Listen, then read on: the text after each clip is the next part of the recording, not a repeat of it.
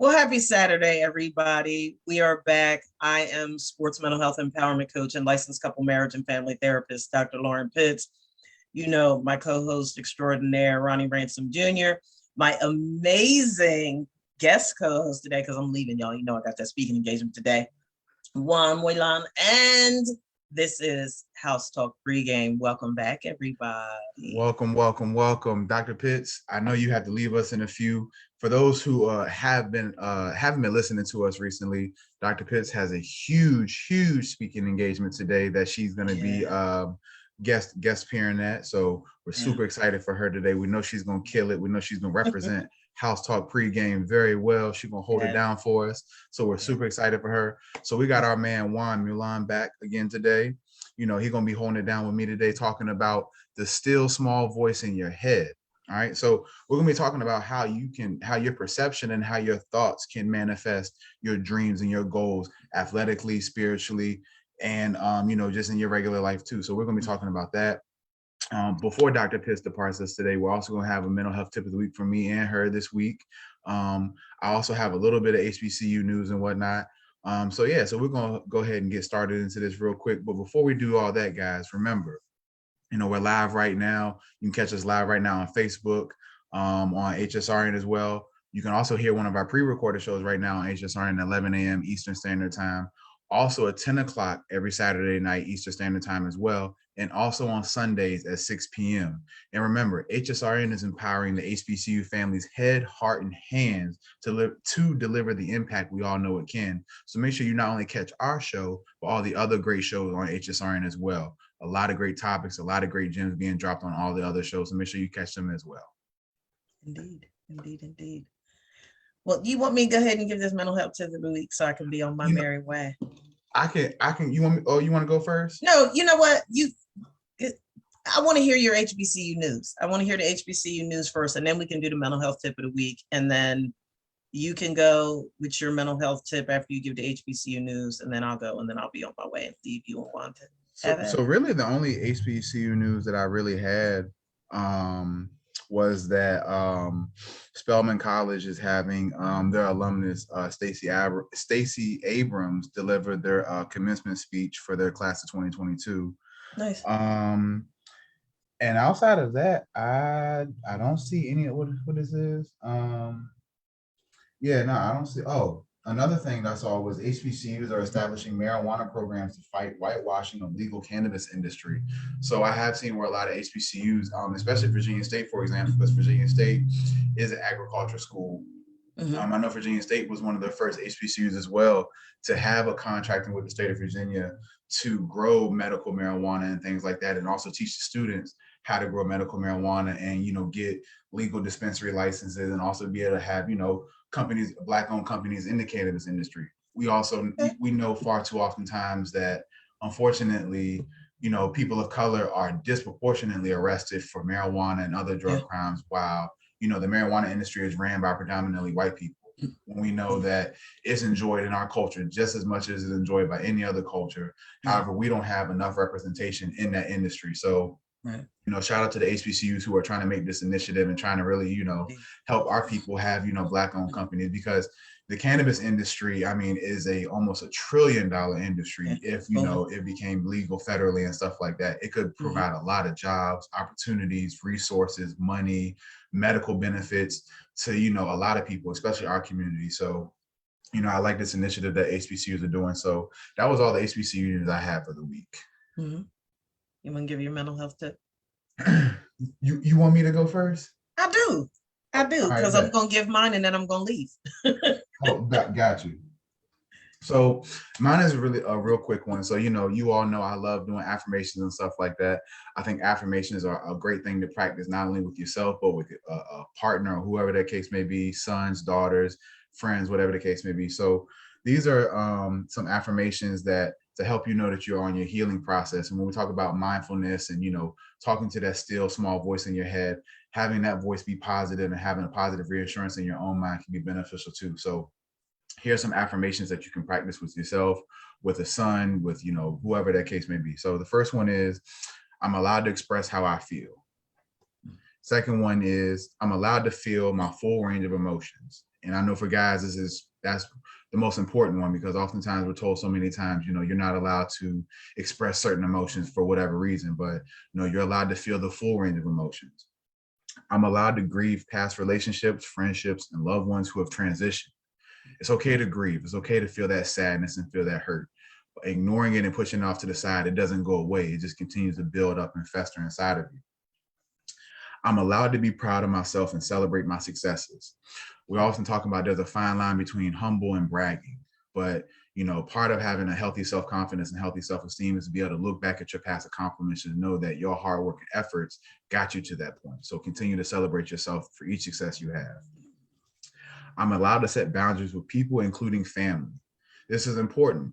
I always tell people boundaries are not for the other people, they're for yourself, because you know your limits. You know what happens when you get triggered. You know what happens when somebody crosses the line. So it's not always about them understanding, but however, it's important for you to understand you and set boundaries for you, not for the other person. I am deserving of every good thing that has happened and will happen to me. Oftentimes people who are traumatized, they often have a hard time, enjoying the good things because they get so caught up on losing out on it or not being able to have it last forever. But I always tell people moments come and go, good and bad moments. So enjoy the good moments for while they're here, because it won't last forever, but that does not mean another good moment won't come. I have enough time to accomplish everything I'm meant to. I don't need to speed up my timeline to match someone else's. I always tell people, you're in your own lane, your own race. All right.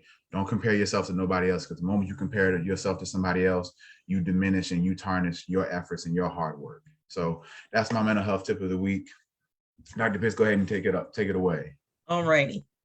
So I just want to first clarify that so that people know, because some probably do know exactly what we're talking about when we talk about that still small voice, and then other people might not be clear.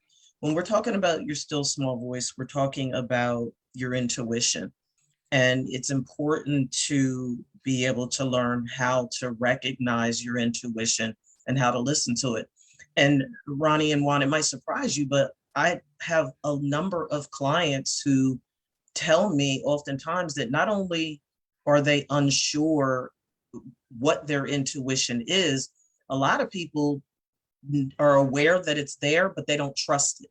And they don't trust it because they've made, in their mind, they've made so many mistakes in their past, to your point, Ronnie, which you were talking about traumatic experiences and things like that, right? They've made so many mistakes, or they've experienced so much trauma that they question their ability to hear clearly. So when you think about that still small voice, your intuition is your inner voice that is your life speaking to you. And if you listen closely, it'll guide you toward being the person that you want to be and toward the life that you want to live. I say it this way because I had a client actually just say this to me yesterday. She said, Dr. Pitts, what is the difference between my intuition and prejudice? How will I know the difference?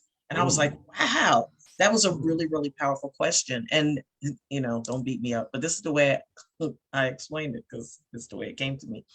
I said, your intuition is that really intense, deep knowing that's down on the inside.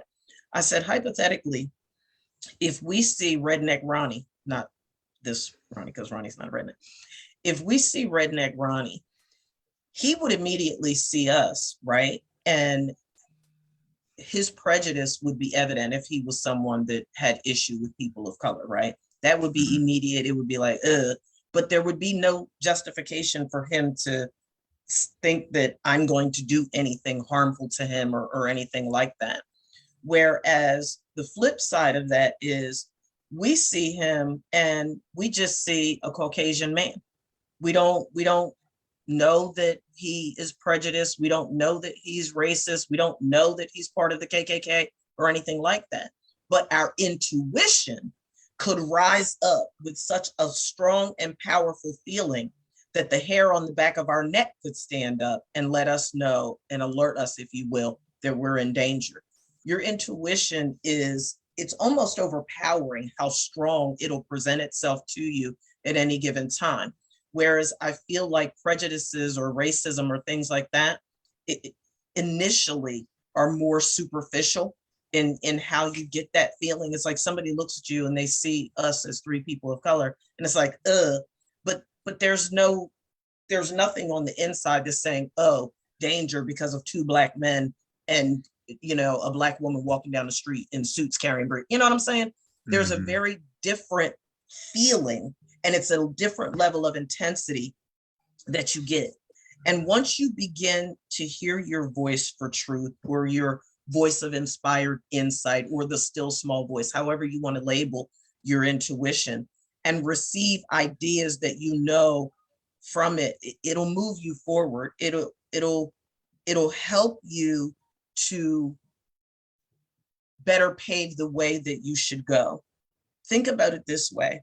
Your intuition, that still small voice, doesn't explain what you should be doing, but it points the way that you should go about doing whatever it is you've set out to do. It will provide answers to the questions that you have on the inside of you. And the answers that your intuition give you can be the steps that you need to take, or the pitfalls that you must avoid in order to achieve the things that you want to achieve in your life.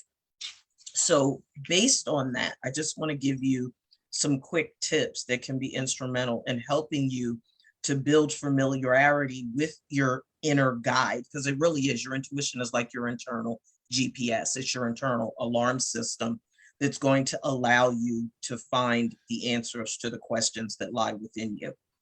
First and foremost, as you become aware of the abundance that is within this amazing world that we live in, your access to it increases, and the answers to the questions that you need will be more readily available to you when you learn how to listen attentively to your internal voice.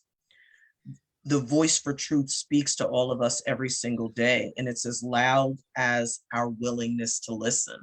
That's the operative part of it. You have to be willing to listen to your intuition. I tell people all the time, and I've been guilty of it too. I have told my internal voice of truth to shut up and sit down because I didn't want to hear what it was saying at the time. No, seriously.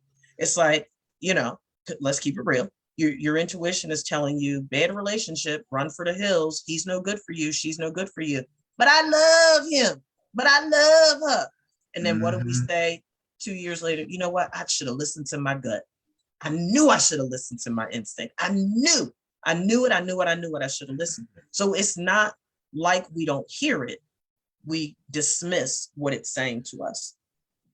Your intuition is the intelligence system that makes available to you the wisdom and the knowing that you need in order to be more successful and more positive and productive, and truth be told, healthier in your life. Just as there's an answer for every problem that you can, figure out, for example, in school or on the athletic field, there's a way to get to everything that your heart desires if you learn to tune in more attentively to your intuition. A thought from your intuition is carried with wisdom, and when you hear it, it's never frantic. Your intuition is not speaking to you through fear, doubt, worry, and those toxic negative emotions. It's not going to speak to you that way. It's going to be a calm guide that lets you know this is the way that you should go. Even if you don't have a relationship with your intuition yet, you can begin by paying attention to the knowing that it's there. There's no real power in hearing your intuition and not acting on it. It's not insightful unless you act on it. So I want to say it to you this way. There's no real power in hearing your intuition and not acting on it. Inspiration without action is merely entertainment. Let me say that again. Inspiration without action is merely entertainment. In other words, your ideas that you're gleaning from your intuitive mind are only insightful if you follow their guidance. And then the last thing, a part of the gift of achieving success in your life on your life's journey is that through the process of learning to listen attentively and respecting what your intuition is telling you, you are able to become so much more of who you are authentically. We were each born with it. It is there to help us to be the best version of ourselves that we can be. It's designed to keep us safe. It is designed to guide our way. You get to choose if you're going to listen to it or continue to tell it to shut up and sit down and leave you alone. But know that when you do that, you must also be prepared to deal with the consequences that come from silencing your internal voice of truth. That's all I had. Ta-da! Well, I can tell you were definitely ready for your engagement earlier, later on today. You were Yeah. definitely, if that was your warm up, then you definitely got this in the bag. Yeah. But I will say, out of everything you said, the one point that your client had brought up, like, what's the difference between prejudice and intuition? That's a really good question. Yeah. That's a really good question. And we're definitely going to talk about it more in the topic. But I was thinking, like, I feel like just like, you can grow prejudice, you grow your intuition as well. And I think That's right. as the experiences come along in life, your intuition grows. So I've never had somebody ask it that way before. So that was me either. Look, I was like, oh, and I honestly, I told her, I was like, okay, give me a minute.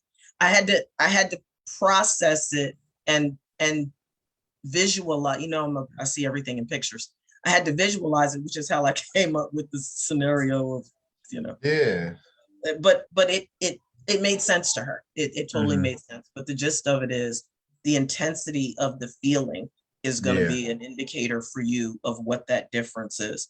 So let me just tell you all, and I'm going to be on my way. So it's not too late, folks. I'm headed to the Speak Our Truth second annual charity pop-up shop supporting survivors of rape, sexual assault, and gender violence. I am one of the speakers at this amazing event. It's not too late to get your tickets and show up. I would love to meet you there. For those of you that are not in the DFW area, you can still go online, grab some tickets, donate them, or just, it's $15. So even, at this stage of game, if you don't feel like there's anybody to donate them to, just donate the $15 because it's support the work that is going on in the DFW community as a result of this organization is absolutely amazing. It's from 9 a.m. to 2 p.m. today at River Legacy Park at 701 Northwest Green Oaks Boulevard in Arlington, Texas. It's going to be an amazing time. Ronnie, Juan, I love you guys. Thank you so much. Do what you do. Big head, don't forget. I keep you. We'll be good. We'll be good. Okay. We'll be good. We'll be good. Yeah. Okay. All right, folks. Everybody, I will see you back next Saturday. I am turning everything over to Ronnie and Juan. Have a great show. Love everybody. Bye-bye. We'll do. Have a good time, Dr. Pitts. Thank you. All right, y'all. So Juan, good morning, sir. Welcome back to the show. How are you this morning, man? Good morning. I'm doing well. Feeling good. A little bit under the weather because my kids got me. The straight coughing in the mouth, coughing in your eyeball, sneezing in your eyeball, but I'm feeling they have no sense. They have no sense of hygiene yet at this point. They have no regard for human health. At all. Man, well, Juan, I really appreciate you being back on the show this week, man. We had a wonderful time with you last week, so glad you back this week, man. We got a very powerful topic today, man. We've got a really good topic. As some of our listeners have heard this morning, Dr. Pitts kind of set the scene for our show topic today. I did want to announce one more thing before we get into it and whatnot. HBCU related. For those who are watching sports later on today, Jackson State does have their spring game coming on. I believe it's ESPN 2 or 3 today. I think it's at like 2:30 or 3:30 this afternoon. So if you get a chance to check them out, definitely check them out. Like I said, each week it seems like Coach Prime is doing more and more down there for Jackson State. super excited for everything he's got going on down there. So make sure y'all catch that and check it out and whatnot. Anyways, so back into this topic of intuition and listening to the still small voice in your head, man. So, before we really deep dive into this one, I'm not gonna lie, for me personally, this is something that I would say maybe in the last year I've really started to like really hone in on. I think, especially, part of my growth and development over the last decade and whatnot, really understanding what it means to listen to that small, still voice in your head has been something I think, I think as guys, like, you tell me if you feel this way too. I think as guys, especially like when we're teenagers, early 20s and stuff like that, we kind of, mistake intuition for a Superman complex. We got it all figured out. Can't nobody tell us anything. We got all the answers. Just we're gonna figure this out. And we realize, like, especially as you start to climb up, no, you don't necessarily have everything figured out. You can't. So definitely, super excited about this topic, man. So let's go ahead and dive into it, man. So Juan, when we think about intuition and listening to the still small voice in your head, man, what are some things that come to your mind when you think about this? Man, I love to be back. Thank you for holding the space. And again, last week it was great being here, and I'm excited to be here once again. And I love this topic. I really love this topic because a lot of people we don't really tie in the effect that intuition has on our health. Yeah. Right. Overall, and that's a big part of it. So I love how you started it with the affirmations, right? And especially that feeling the spectrum of our emotions and the sensations of our body. And Dr. Pitts connected to that a bit when she talked about the intuition and feeling it in your body, mm-hmm. and that infinite intelligence that your body holds. Because when we get up here, this is where the stories are in between mm-hmm. our ears, right? The psyche, that's where the stories are. And I wanted to share a quote. If you see me like looking down, it was as you were speaking and she was speaking, it triggered me to go and check out this quote that I think does a really good job of explaining the experience that we have with intuition, right? And it goes into saying a core hindrance to following our intuition is our ego's resistance to it being true. The ego is a conglomeration of beliefs that tell you who you need to be safe and loved in the world. If the ego perceives that following your intuition will cause you to lose safety or love, it will convince you it is not the right decision. It can make you feel protected, but it will keep you playing small. And that's by Cory Muscara. That's powerful. That's powerful. Yeah. I think that's a really good way to set the scene for intuition. And when we think about intuition, oftentimes intuition is regarded as like, the highest form of thinking, the highest form of consciousness, because intuition is one of those things that even to this day, as much as we try to as humans to quantifying and to put numbers to things, intuition is one of those few things. You hear it in sports all the time.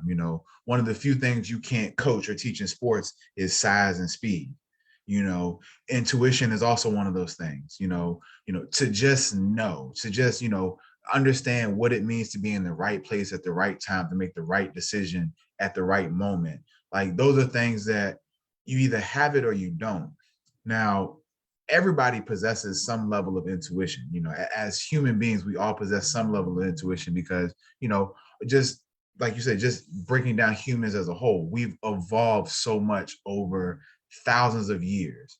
Our intuition just to survive as a human species, that's not just by happenstance or just by luck. That's because of experience, because of seeing things, of doing things, of listening to the small, still mind in your voice. In your head, not your voice. So, I think it's really important for people to really understand, how powerful it is to really be in tune with your own intuition, and what that looks like. So I was looking up this article, and it talked about how, really breaking down what we think intuition is and stuff like that. And even like where it comes from. And I didn't, I never even really thought about intuition, too deep into this, like thinking about from just a science level of, where intuition is on the right side of the brain, the creative side, the imaginative side and stuff like that. Whereas, most of our logical and decision making is on the left side of the brain. And to your point, like, the ego is like, well, if this doesn't make sense, if this doesn't make logical sense, we're not doing that, because intuition is once again, is one of those things that you just feel, you just know. And, a lot of the times you as a businessman, how many times have you heard, like, when you make business decisions, you cannot have any feelings involved in this whatsoever. Because if you allow your feelings to get involved in your business decisions, you might make the wrong decision. Almost exactly as a quote you just mentioned says, like, if logic feels like I can't trust this don't make me feel safe or comfortable, it's got to be wrong. And so Juan, I wanted to ask you, like, first of all, as a former student athlete and now as a businessman, like, talk to us about like your growth and and trusting and really building your intuition. Yeah, and it's been a journey, right? It's evolution. And I want to touch back into what you spoke about, business and not making emotional decisions or not being emotional. And I think that's such a disservice, because there's more to that, right? When a lot of times when we look at and when we say things like that, we seen someone make an emotional decision, but they were not in tune and understood their emotions. So many people don't understand their emotions, and they get swept in the storms of it. Now, when you understand your emotions, you understand the spectrum of that, and you're able to understand that and have emotional literacy, emotional comprehension, and then agency, right? It's a whole different ballgame, because everything that we do is based off an emotion. Our emotions create a certain state, and within that state, we act upon that state. So there's nothing that we do that's not emotional, right? But again, once framing it in a way where, like, don't make emotional decisions, or it just tells you emotions are bad. It tells you emotions are going to be on the opposite end of the spectrum of where you want to make it in life. And that's just not true. And it's very, very unfair. And it creates this kind of toxic relationship with your body, because your emotions live in your body. It's something that we talk about. The issues are in the tissues, right? Your body holds on to emotion. Yep. And this is why we have the chakra system, right? And these different energetic places in our bodies where we feel these sensations. A lot of times with my clients, when they're going through a barrier or a block, one of the things that we go through is, hey, where in your body do you feel this? Yep. Where? Now, absolutely. Not just what you feel, but where do you feel it? And that's going to give us a little bit of more of a flavor of, hey, where is this coming from, and why is it showing up? Because it's going to have a tie to something that we tried to repress before, or we used, like, willed it through because we had to survive in our environment. And it's not so much that the ego is bad, but it's one of those things that I like to say, the wounded ego. Right? The wounded ego is part of the problem, and it's about that healing process and going about it that way. So now we're going to be in a more aligned track when it comes to what do I want to experience, and what do my programs and stories, how is that conflicting with that? And now when we can align those things, now we're in that journey, we're in that realm to get to where we want to get to. And to go back into your question is, as I started to on my journey of health, fitness, nutrition, and I just started to look into the success of a human being. What is that? What does that look like? What is that for myself? And it's not just monetary, right? We really want to make it on all areas of our lives, right? We want to make it financially, right? It's a spirited thing to be abundant in that aspect of it, and it gives you options with that as well, right? And there's one aspect that there's no social equality without economic equality, right? The second also is, like, if you're a parent, you want to show up powerfully in your parenthood, right? You want to be able to break these cycles and take what's good and just disregard what it's no longer needed. You want to be able to be a dope partner. You know, you want to be able to be present with your partner. You want to be able to share your body with your partner in a way that's authentic, right? And you want that impact. You want that purpose. You want to affect people on a different level. So it's like, okay, what does that entail, right? That our bodies are a necessary part of this equation. And when I say our bodies, I like to tie intuition to the wisdom of our body, right? A lot of times we're stuck in our head. And when I tell my high achievers that when we go through a practice or exercise, a breathing exercise, and I tell them, get out of your head and get into your body. Get out of your head and get into your heart.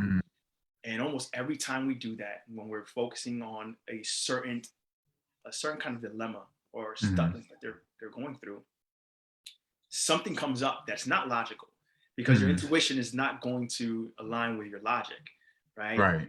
And it's like, oh, that's interesting. This came up, or this came up, and it's all about, like you said, everybody has that, you know. So in cultivating, and what I learned in my journey in cultivating it is, or I should say, honoring it. It's all about honoring the intuition, and as you keep on honoring it, there's something called, we talk about the still small voice. It's small at first, right? Because there's a lot of noise. So when we're younger, teenagers, we're trying to do this, we're trying to do that, right? Young men in 20s, we got it. Like, we'll figure it out, and we're trying to do it on our own. And in the essence of that, we're disconnected, right? There's an aspect that talks about when you pray, you talk to God. When you get intuition, is God talking to you, you know? And when we're disconnected that way, and we're trying to do everything on our own and not allow, we don't hear that still small voice. And when we're able to start hearing it, and just because you hear it doesn't mean you honor it, right? We start hearing it, and they were like, "Nah, man, I'm not gonna say that. Like, I'm not gonna tell her that hurt me, right? Or I'm not gonna ask for help. Like, hey, can you help me out with this in the gym or in business or whatever it might be? No, I'm not gonna do that, right? Because it threatens the attachment. It threatens that wounded ego, in terms of, if you do that, you're not going to be safe. So it makes sense.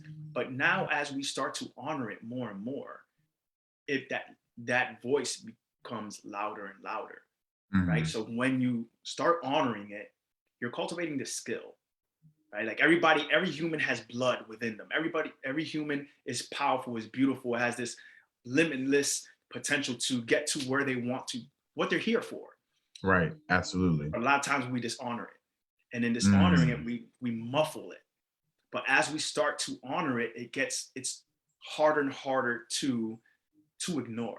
So now, if I don't honor my intuition, I feel it right away in my body. Like, I'm off for the day. Like, I'm triggered very easily. Like, I'm just like off, right? Before, I could have put it off for like months, right? Maybe even years. Now, since I've been able to cultivate that skill, right? Because it's really a skill of listening. Like, I would listen to you, you would listen to me in a conversation. We're present. When you get present with that intuition, it creates this clarity, and it creates this trust and this honor, where now when you hear it, you're like, I can't not do it, because I know the truth. Like, Ronnie, you've been there for me every single time, right? You tell me something like, yo, put your money in this investment, right? Or, hey, go to this coach. I know, and you were there every single time. I'm like, yo, right, Ronnie, look out every single time I come. Like, he knows.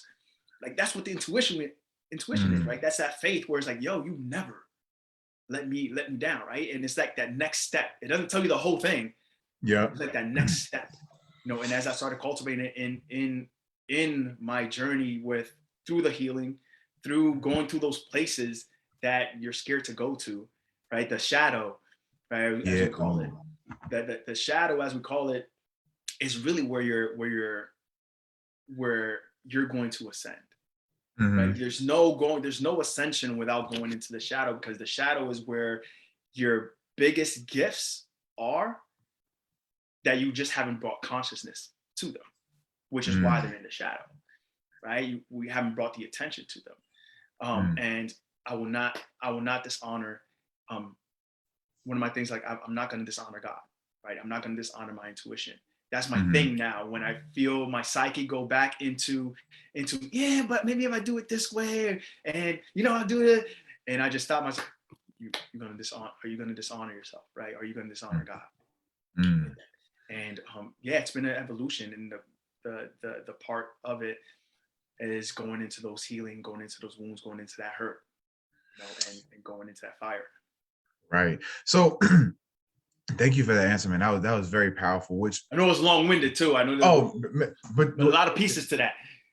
But sometimes I think sometimes we do our disservice to ourselves, not letting people know, like, look, like, this is not just no short answer question. Like, this is like, there is really a step and process to this, and you laid it out so beautifully, which leads me into my next question for you is, you talked about being able to really trust the process of building your intuition and really leaning on it in times where sometimes where you want to resort back to old tendencies and things like that, and really catching yourself in the moment, like, hey, look, hey, you used to do it this way, it doesn't work that way, just trust it.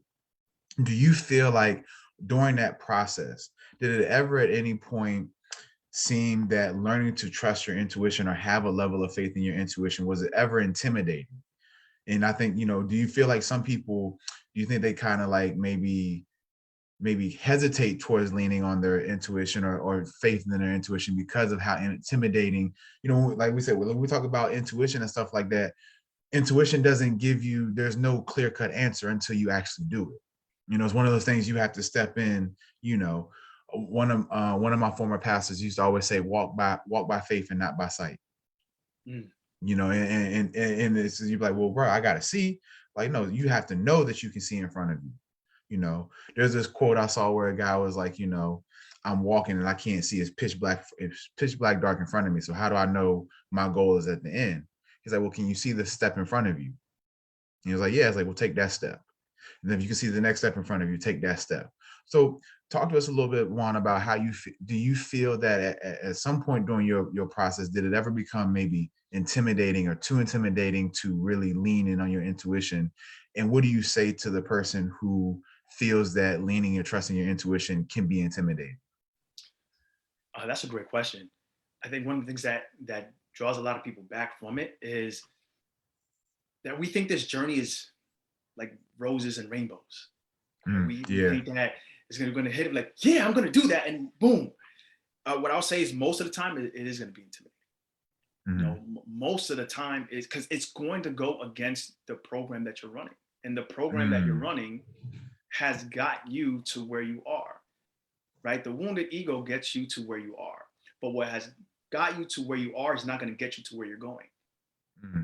That's the part, right? That's where we're conflicted. So you're going to feel intimidated. It's going to be that fear there because it's daring you to step outside what you thought was, real connection or real love, whatever it might be. And it's not about big moves all the time. Intuition, you can practice your intuition or learning your intuition on little things.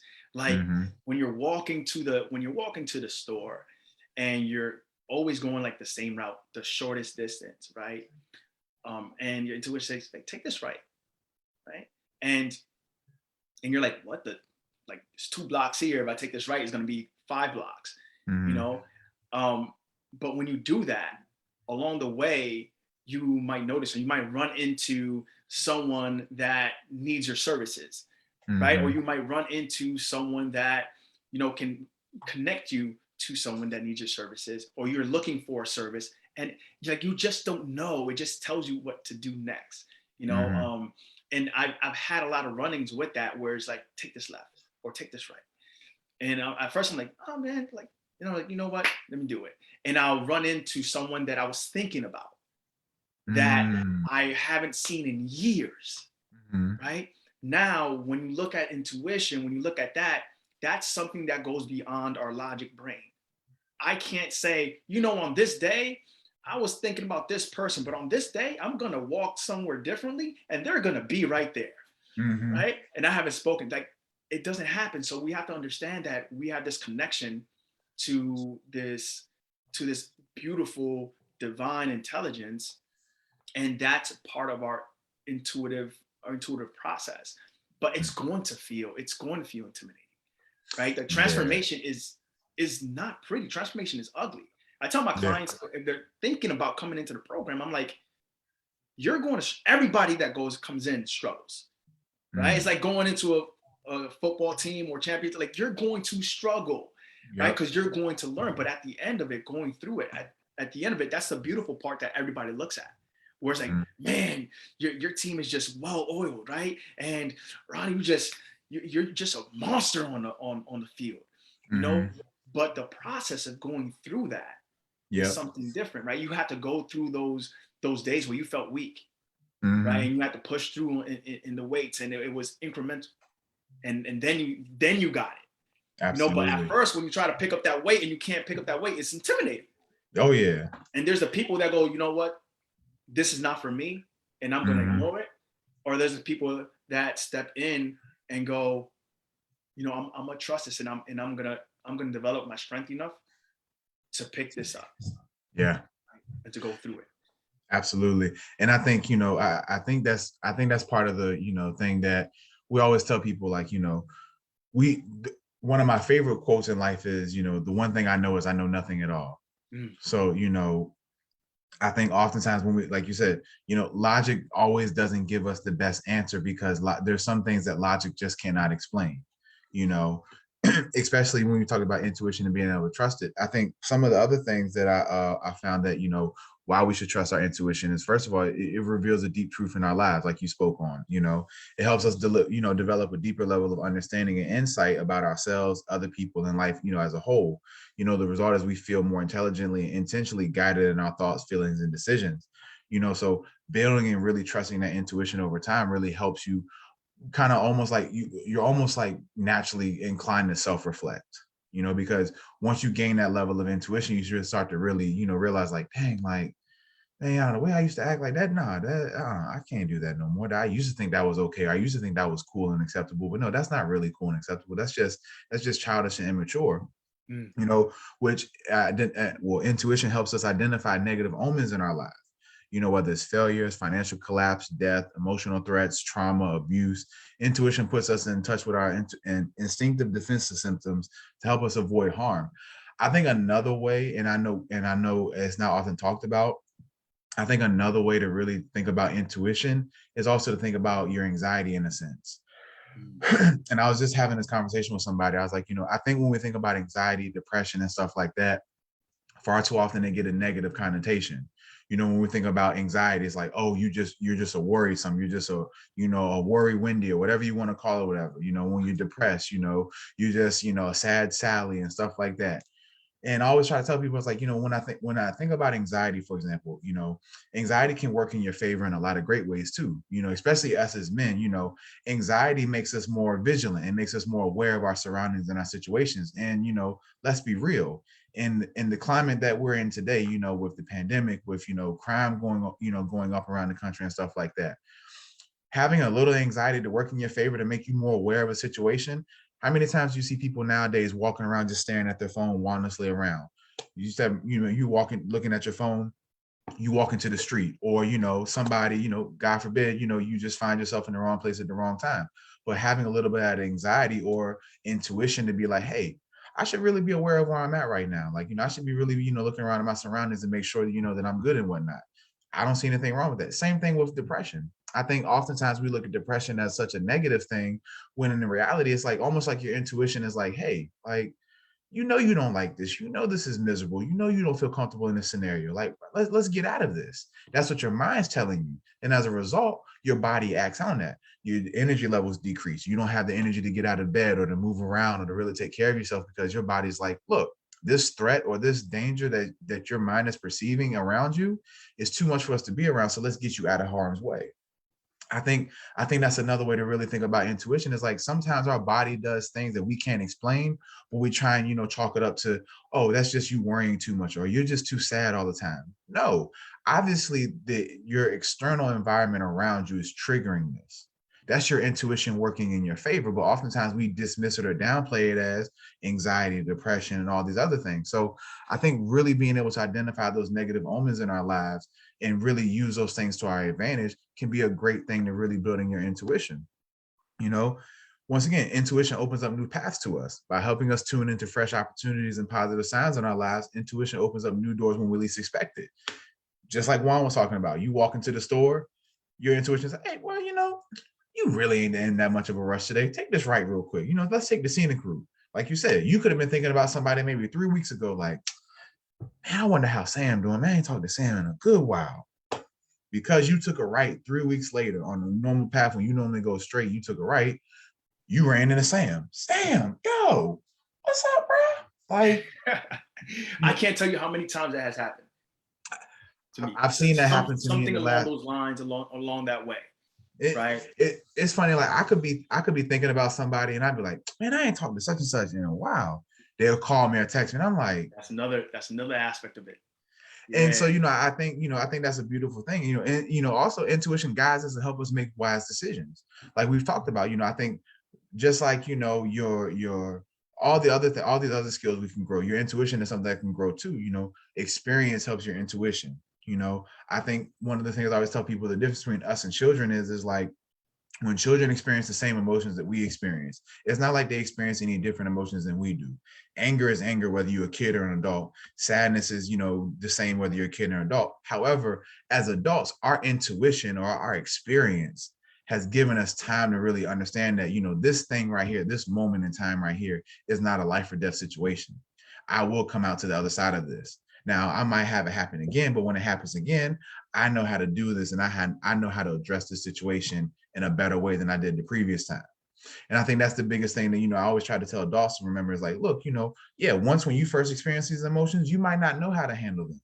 But as an adult, you've gone through it so many times, you've experienced it on so many different occasions, you build that knowledge, you build that wisdom on how to make smarter decisions. If you choose to ignore it, like we've talked about, if you choose to ignore your intuition, and choose to ignore that voice in your head that says, hey, look, come on now, you shouldn't do this. You shouldn't snap at them or yell at them or call them out their name and stuff like that. If you choose to ignore that, you are simply choosing to ignore your intuition and choose to ignore it to better yourself in these situations. And then you turn around and get mad and wonder why things haven't changed in your life.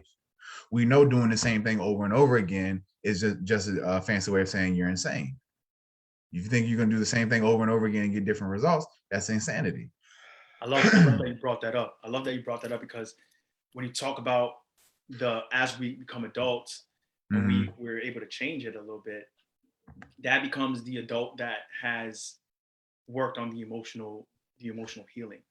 When we don't work on it, the cycle just continues, right? And we just go off of not doing the thing that on a spirited, in a deeper level is aligned with us. And this is where guilt and shame comes into play and goes back in. And reading the whole spectrum, to understand the spectrum of emotions is just that, right? Knowing that your body is not doing anything, it's not going to do anything to actually deter you, right? This infinite intelligence has a system. So when you talk about anxiety and depression, those are two parts of it, right? And you have anxiety for a reason.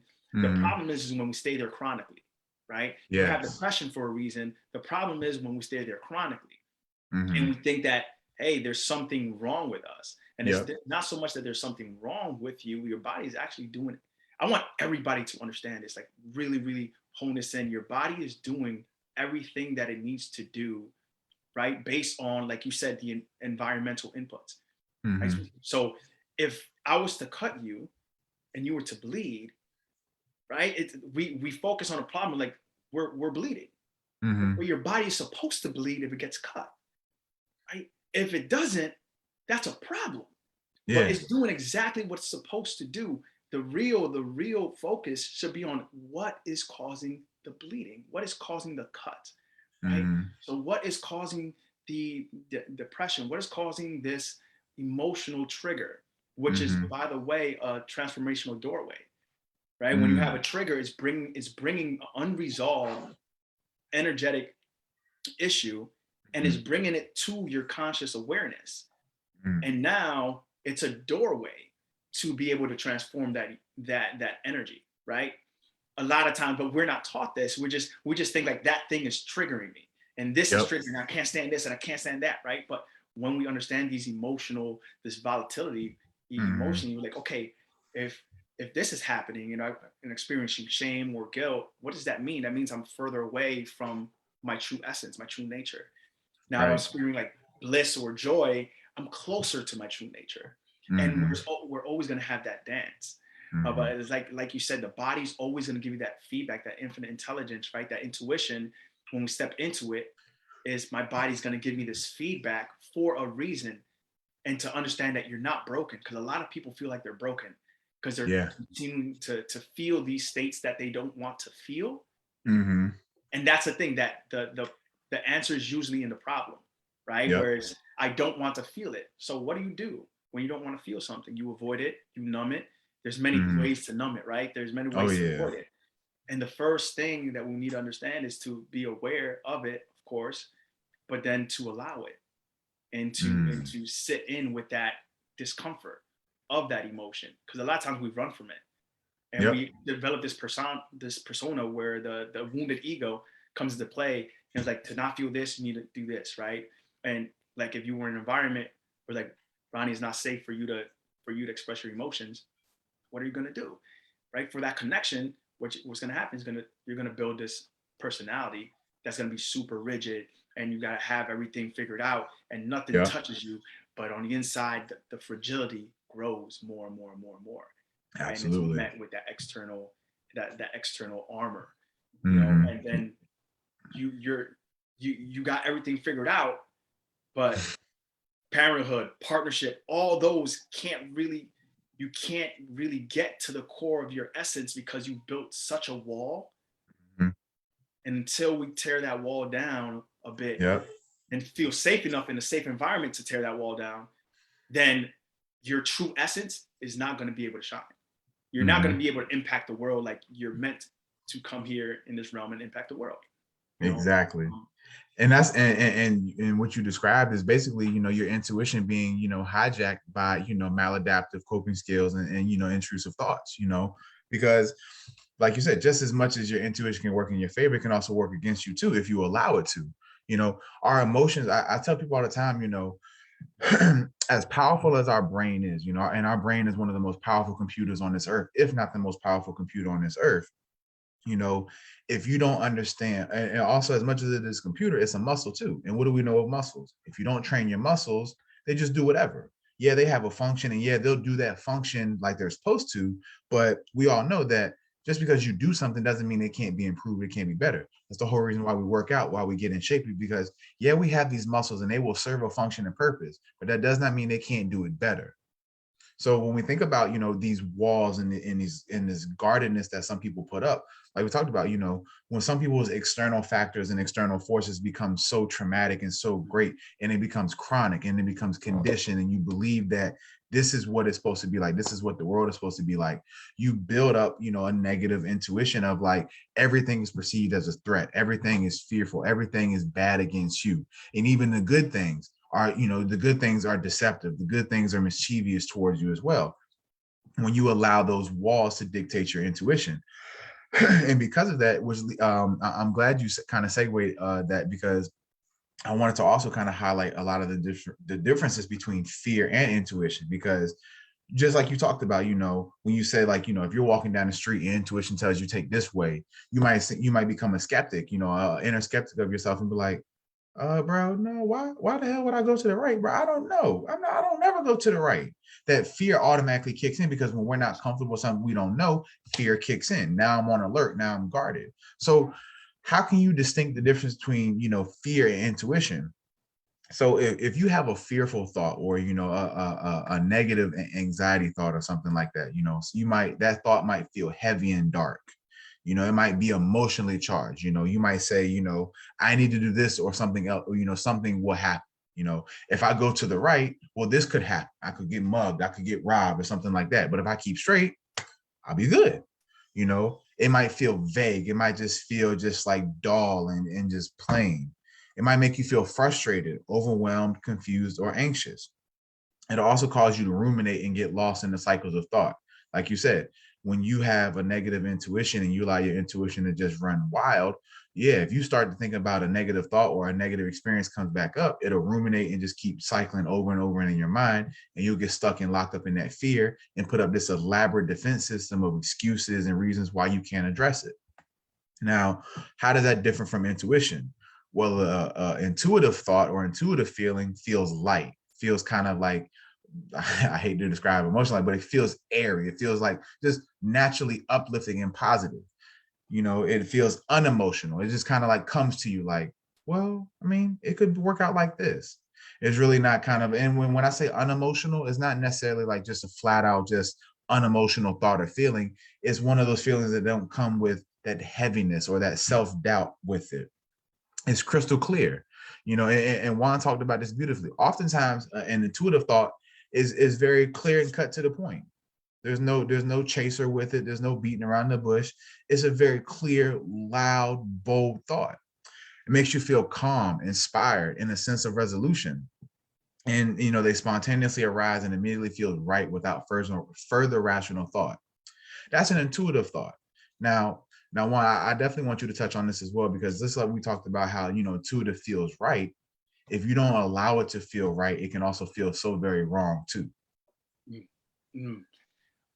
Again, I'll go into the body, and I think you did a beautiful job articulating it. Two things stood out, talking about the lightness and the heaviness. Mm-hmm. So this is one of the things to talk about. One thing I talk about is like when it's light, when it's right is light. Mm-hmm. You know? And when it feels off, it's heavy. So Yeah. with the emotions, when we look at the spectrum of emotion going back into the body, because when we talk about high achievers, and why I always love talking about emotions in the body is when we talk about high achievers, we stay in our heads a lot, right? And we help others dramatically, and we're givers. And what tends to happen is we separate it from our body. We kind of separate it from the intuitive wisdom of the body, and we're creative, intelligent, right? Seek knowledge, all those things. But when we go back down into the body, and we understand that the light and the heaviness, there's a frequency with all emotion, right? So like the guilt, shame, those frequencies are slower. Think about denser, right? More like solid. Think about the energy flowing through you, slowing down, you feel heavier. The lighter emotions, they have a higher frequency, like joy, peace, light, right? You talked about that unemotion, and we talk about the neutrality. I like to look at it as neutrality, right? Where it's like this like nothingness, but it's not a heavy nothingness like of despair. It's nothing. It's the neutrality where when you have nothingness, the beautiful thing about that is that when you're in neutrality and you're not feeling anything per se, what happens is that everything is possible. In the nothingness, all possibilities are possible because you're not taking up that space with like you said, a said thought process where it's like, oh, I could get mugged, or I could do this, or or this can happen, that can happen, which takes you into that heaviness. You know, and that's a big component when we're able to understand those two states of being. Either you're in the kind of the empowered state, you know, when that intuition makes you feel empowered, or disempowered state. And you can only be in one state or another at a time. Right. And this is where you know where you are. And it's not wrong. It's just your body giving you direction, right? Having you kind of course correct with that. And one of the biggest things now is that if we don't have a direct fear or direct threat to us, right? If we don't have a direct threat to us, then when you think about it, there's no big reason for that deep fear. And now, and when I was talking about this in a container, right? I was like, your fear that you have now is pointing to your next best step. Right? Now the fear that you experience, if it's not you dying, it's not something going to kill you, it's like stepping off a cliff, right? Because fear is necessary, but also is understanding the connection with that fear. You know, so when we have when we have that little inkling of fear, that's usually the next step that you need to take, you know. And when we take that next step, it's usually in the realm or in that path of where we need to go. And it's just that next step when that intuition kicks in. Can you still hear me, Juan? Yeah, I can still hear you. Okay, I have no idea why my camera went off. But yeah, it literally just told me my camera went off. I have no idea why, but I'm not gonna mess with it. As long as you can still hear me, we're good. They can just stare at my fabulous photo right here if they want to. But no, man, you made a great point, man, and I'm glad you kind of fleshed that out a little bit more, because I think often too many times, you know, when you move in fear, or you allow that fear to really just, I always tell people, you know, don't allow your fear to have you in a chokehold. You know, on the other side of that fear is that change that you so desperately and subconsciously want. And I always tell people, you know, another, I list of favorite quotes that I use all the time. One of my other favorite quotes that I always like to use is, you know, people change when the pain they're in is greater than the fear of the unknown. Yes. When your pain, when your trauma, when your negative experiences are so painful that you can't help but finally listen to that intuition, that still small, like you talked about, that still small voice in your head that has been constant. We always talk about constant denominators when we think about intuition and just personal growth and development. What are the common denominators of the themes in your life? And oftentimes when you start to listen to somebody speak and you really get to build a rapport with them, you can start to identify certain themes and certain, you know, just common denominators in their life, and really getting them to understand that, look, these common denominators and these themes that you've developed in your life, bro, on the other side of that fear and all those reasons that are telling you why you don't deserve this, why you can't be better, why you don't deserve better, that intuition, that still small voice, it never goes away. I always tell people, I think one of the things that we tend to, and I see a lot of successful people do this too, Juan, and you tell me if you see this differently or you see people do it differently. I think oftentimes when we see successful people, there's two types of successful people.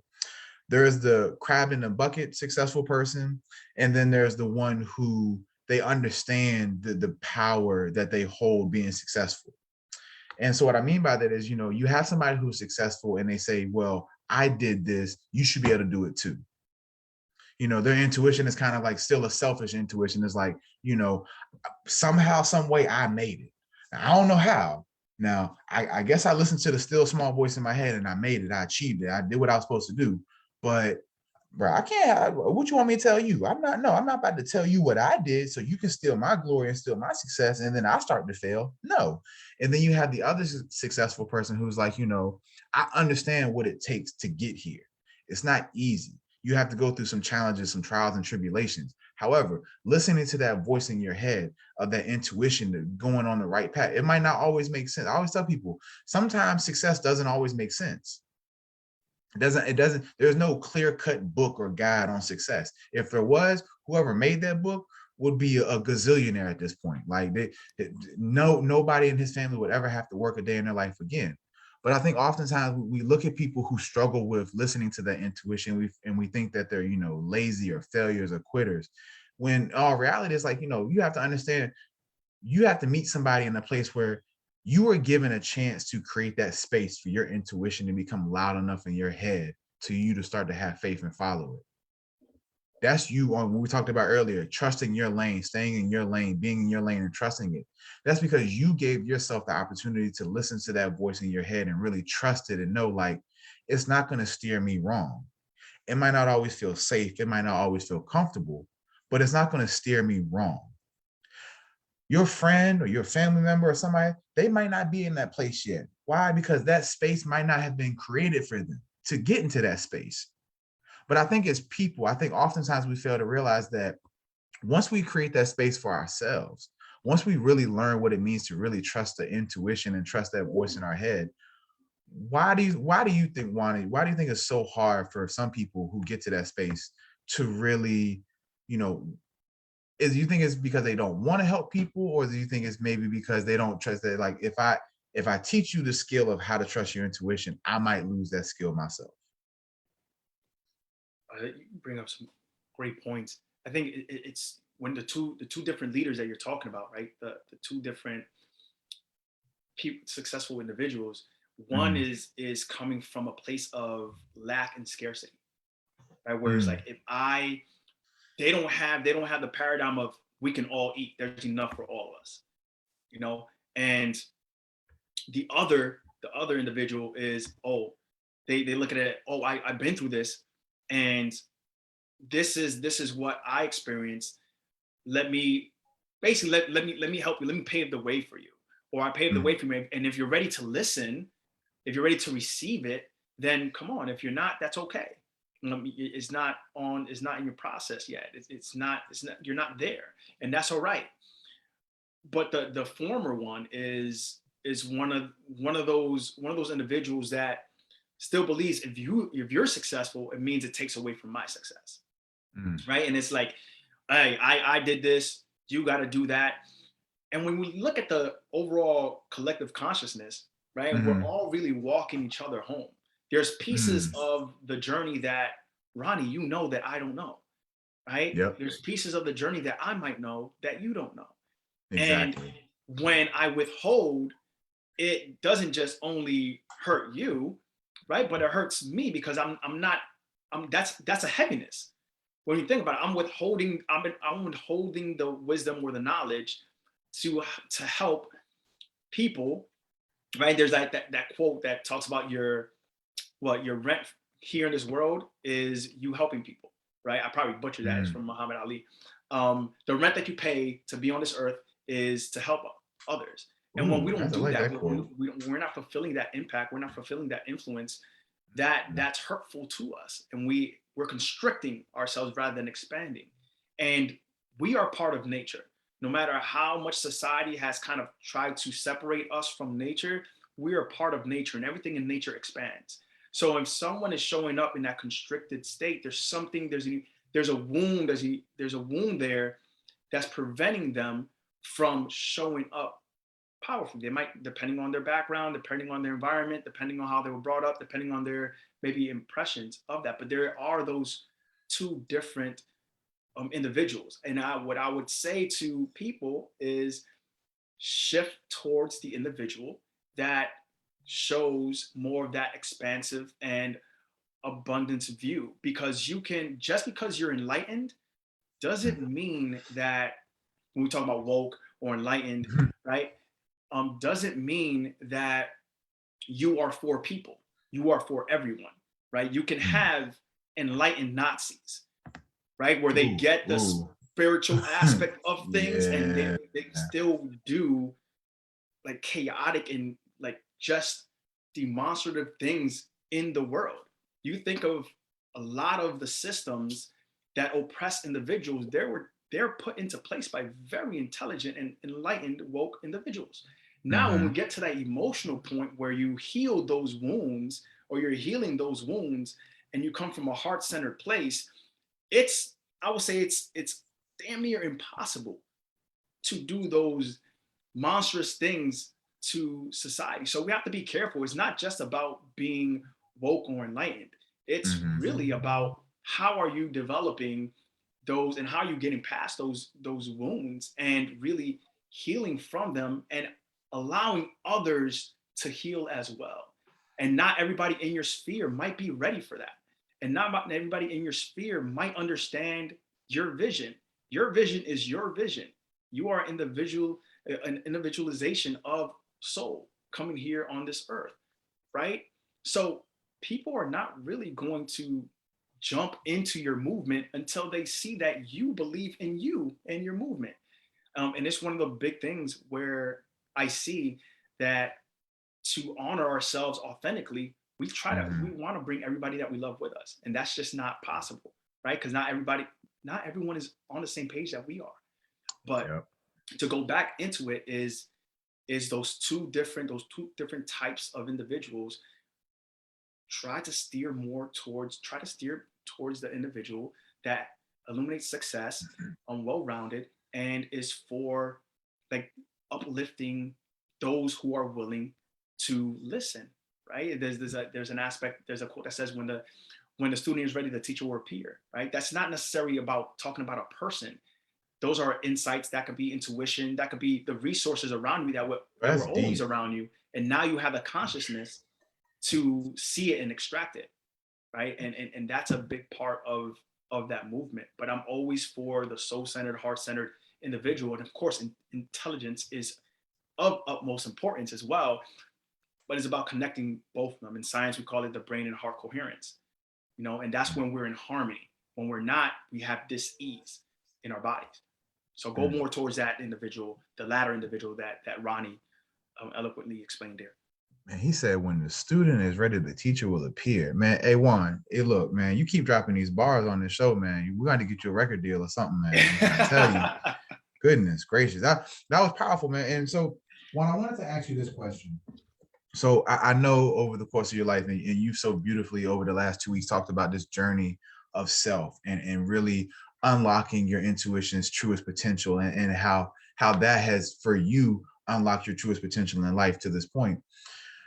I know, and like we talked about also in the show, you know, with intuition and with building your intuition, it also kind of helps you kind of self-reflect on past experiences and decisions and things you've done in your life as well, and finding peace with those decisions and accepting that, you know, those decisions and moments have made you who you are now, but they don't define you wholly. Mm-hmm. So looking back at your athletic career, is there anything now with your intuition being developed to the point it is now? Do you feel like at any point in your athletic career that if your intuition would have been different or developed to the way it was now, do you feel like there would have been any difference in your athletic career, or would you have wanted there to have been a difference in your athletic career? Two really distinct questions right there.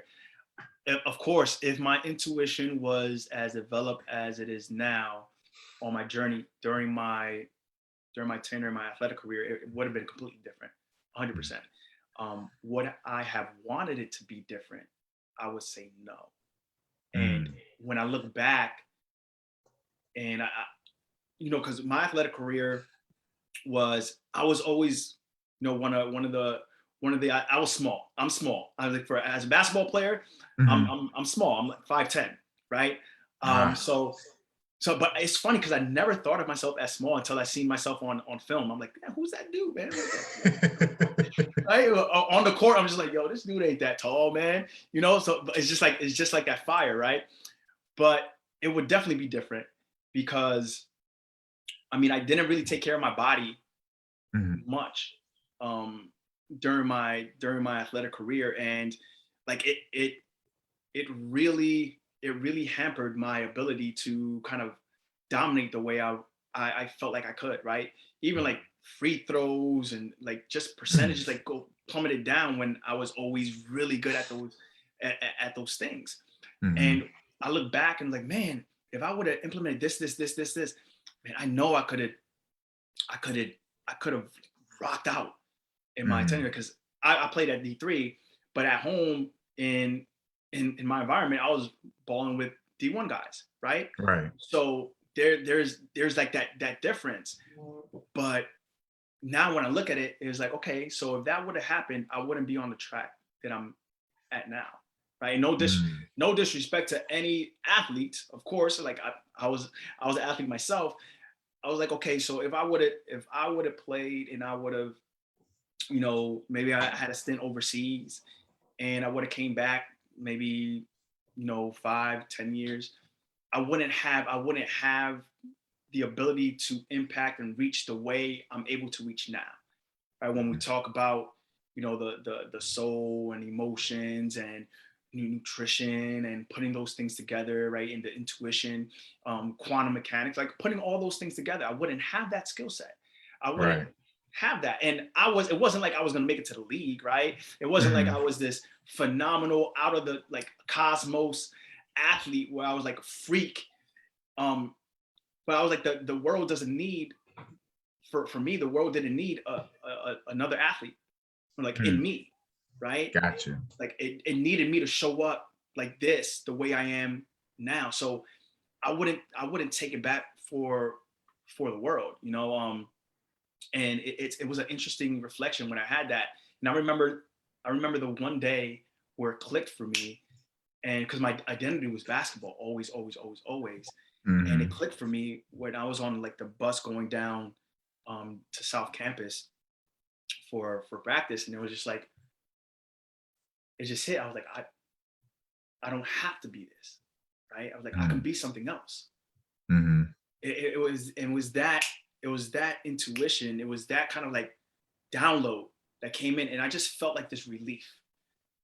Like it just dropped. I was like, oh, I can be something else. There's more to me than an athlete. There's more to me than a basketball player.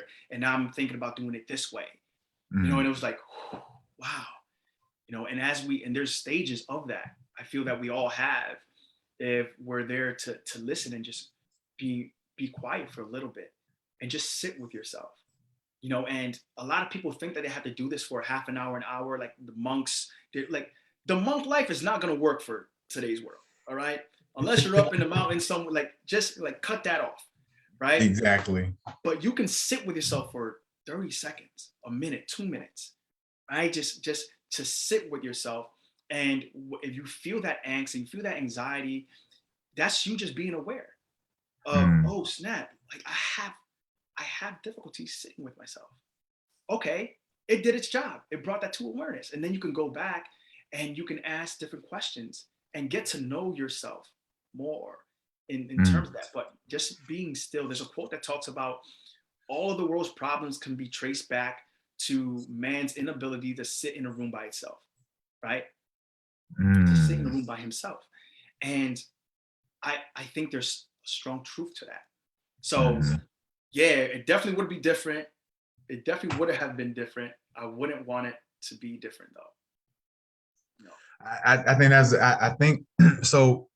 My answer. So one of the things I've learned, and I think I've learned this in the last couple years, you know, as I've learned to really, you know, be in tune with my mind and really, you know, really listen to what my mind says and stuff is, I think one of the things that I learned is, you know, growing up, I allowed a lot of my anxiety, you know, to control and dictate, you know, how I made decisions and how I moved. And like I spoke about earlier, you know, for the longest time, you know, I saw anxiety as a deficiency or, you know, as a downside, as a flaw, because, you know, oftentimes when you allow your anxiety, when you allow yourself to make decisions through anxiety, you often, you know, also kind of maybe build resentment. You know, you also kind of build regret instantly because it's like you're making a safe decision or you're doing something that, you know, will almost try and guarantee you some form of safety in that moment.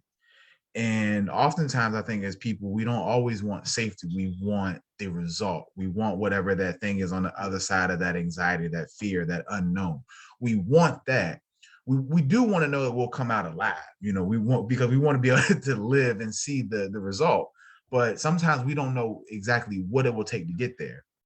And so I think one of the things that I you know, older, I think, you know, having the intuition that I have now, if I would have had it during my high school years, I think, you know, I think my sports career could have been a little bit more different. You know, I think I might have maybe took a little bit more different risk, or I might even, you know, maybe even walked onto a program knowing what I know now, you know, because I always tell people, you know, one of the reasons why I chose Virginia State was it was a decision of, you know, who was going to pay for school. You know, I didn't want my parents to have to pay for college. So I was like, well, hell, I got to get a full ride from somebody. Whoever offers me a full ride, you probably most likely have my services. And, you know, Virginia State offered me a full ride. Well, hell, I'm going to be a Trojan. You know, ain't no questions asked about it. I'm going to be a Trojan out here. So, you know, going back, you know, having that intuition and that, you know, really understanding how the world works and how things work. Yeah, I think that intuition will help me make, you know, maybe more sound decisions and not decisions out of, you know, the fear of the unknown.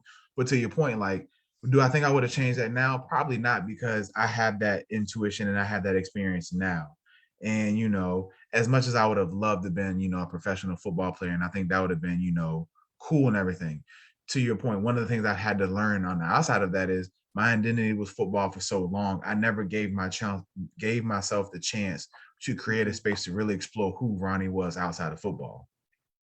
Not to say that my intuition wasn't trying to do that. That small voice in the back of my head wasn't trying to do that. But for so long, I just was like, I'll deal with you later. I'll talk, I'll listen to you later. And I just push it off till it got to the point where my pain was greater than that fear of, okay, well, if I do listen to you for a second, what you gonna show me? Like, well, if I do give you the time of day to listen, you might show me something different. And so, like I said, walking by faith and not sight is a learned skill, because like we said, I always tell people, walking by faith and not sight doesn't mean that when you walk by faith and not sight that you will be absolved from bad things happening. Right. I think we can safely say that, bad things happen to everybody. But like we talked about last week, what we consider bad things are really neutral things. We just place a bad meaning on them. So being able to, in that moment, learn how to develop the skill of being able to rationalize and really process situations as they come. And before you place a meaning on them, really break it down. I think that is a learned skill that we all have to learn and give. And first of all, create the space for ourselves to learn how to learn that. Because if you don't give yourself that space or that opportunity, you'll never learn it. It'll be there, but you'll never really know how to master it and use it to your ability and to your advantage until you really sit there and just listen to that still small voice in your mind.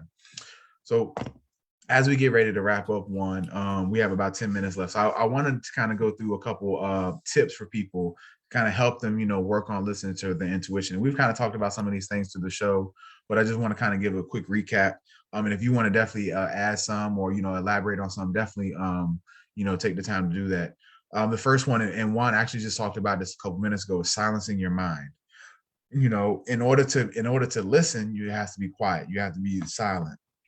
And I think, Juan kind of touched on this beautifully, mindfulness and really learning to really sit with yourself. I'll be honest, I always tell people I've never been a fan of yoga or meditating because trying to get my mind to shut up is like trying to get a classroom of kindergartners to be quiet and listen. It's just noise constantly. I always tell people the only way I drown out noise is if I have a noise loud enough to drown it out, but I know that's something that I've had to work on. And I do feel like I do make a conscious effort to work on silencing my mind and really sitting with myself. Like Juan said, having a chance to sit with yourself, even if it's for 30 seconds, a minute, 2 minutes, really learning how to sit with yourself and really sit with those thoughts, those feelings that, we sometimes push to the side or just ignore. So really learning how to silence your mind and sit with yourself. Ask yourself, how do you feel about this decision? How do you feel about this moment? Really asking yourself, what are those feelings you're feeling? Oftentimes we try to place just one feeling on those situations. When we're in reality, we feel a multitude of feelings. When you're in love with somebody, love is a combination of trust, comfort, lust, admiration, attractability. Love is just the umbrella. It's the umbrella that we have, but all these other feelings come, make you feel love. So ask yourself, how do you feel about this decision? Oftentimes it's not just one feeling that you're feeling. It's a multitude of feelings. But asking, once you learn how to sit with yourself and really silence your mind and really, unpack these feelings one at a time, you can really ask yourself and give yourself a true answer of how you feel about a decision. Like Juan says so beautifully, focus on the sensations in your body. We know that when you're anxious, you feel more uptight. Your heart rate is a little bit higher. Your adrenaline is a little bit pumping through your body a little bit more. You feel more tense. Your muscles lock up. That's anxiety. When you're depressed, you feel low energy. You feel like you can't move. Your muscles feel heavy. Focus on the sensations in your body and really understand how your mental is affecting your physical. Explore whether fear is fueling you. We talked about earlier, understanding the difference between fear and intuition. Ask yourself, is this thought or this feeling, is it a feeling of fear or is this really a feeling of intuition and maybe insight? Formulate your conclusion and live in both scenarios. Oftentimes, one of the great things with intuition is really being able to really understand how both decisions can impact you in that moment before you make the decision. Weighing out, or another way to put it, weighing out the pros and cons. If I make this decision, what are the pros and cons of this decision? Well, if I make this choice, what are the pros and cons of this choice? Really being able to weigh out the options and making the best choice possible for yourself. Don't allow pressure to bias you. Whether that's self-pressure, peer pressure, environmental pressure, don't allow pressure to make you an emotional decision without really sitting with those emotions first. Oftentimes, how many times do we hear, don't allow peer pressure to force you into something or make you make a decision that you're going to regret later. Same thing with life. When pressure comes at you, don't allow that pressure to bias you into a decision or a choice that you know you won't feel comfortable with. Ask for guidance. Hey, look, men especially, don't let your pride get in the way of asking for help. One of the oftentimes great leaders know when to ask for help. They know when to ask, whether it's the people they're leading or other people. Yo, I don't know how to do this. I always tell people, I might not know, but I know somebody that does. I'm gonna point you in the direction of them. Develop more self-awareness. I think that goes hand in hand with being able to sit with yourself and silence your mind. You develop that self-awareness as you really become more self-aware of who you are. Now, this last one, this is above my pay grade and above my expertise. Maybe Juan is more in tune with this one, but it says clear your third eye chakra. Now, I know, I think your third eye chakra is, the center of your head, literally, kind of like the third eye in the middle. I've heard of the third eye before. Third eye kind of always kind of loosely associated with being woke and stuff like that. So I'm not an expert in chakras at all. Juan, I don't know if you are or not. If you want to touch on that one, by all means, go ahead. But so those are some of the tips I came up, I found for, helping you develop your intuition and really knowing what it means to trust and use it. Juan, did you have anything you wanted to add or elaborate on? Sorry, I keep on muting myself. Yeah, I'll add a couple real quick with that. Those were some powerful suggestions, because once we tap into it, the best thing we can do is to get a hold of this system that we call our body and our mind as a whole, right? And that now we're step into the world in a much more powerful state. So one of the things that came to was, I wrote it down here, is to observe the thoughts. When you sit with yourself, a lot of times we get into the notion that we have to quiet the mind, right? Or quiet the thought process. And what I want to say is don't try to quiet it. I just sit and observe. Like you talk about the kindergarteners, and like a room full of kindergarteners. The point is to take a step back and observe the kindergarteners, and just be there and see the noise. It's almost like if you're on a hill looking at the cars go by rather than being in the traffic. And that stillness or that meditation or that time to you, what it really requires is, one, the stillness, and two, a willingness to come into it without self-judgment. So think about just being, right? Don't tie in that judgment when it comes to sitting with yourself. The other part of it is, you mentioned something about going to the other side and wanting to not so much just feel safe, but to get the result. And that result, the brink of that being, before we pass into that, being like that anxiety and that fear. And fear is warranted with that, because we look at, when we look at life is eternal, right? So if life is eternal, energy is always present, can't be created or destroyed, right? Right. Now, if life is eternal, death does not mean the end of life. Death means the opposite of birth, and it's a transition of sorts, right? And throughout our lives, we're going to have deaths of our old selves. So when you change, when you're up leveling, you're going to experience grief, because a part of yourself is shedding, and there's a certain death of your old self, and that old self has always been there for you, right? So it's important to hold that space, and you'll feel some grief. When my clients are getting to the next level and getting that next win, or myself, sometimes I feel like a little sad, and it's okay to process that. But one of the things about that is that I'm shedding some of these old programs that have always been there for me.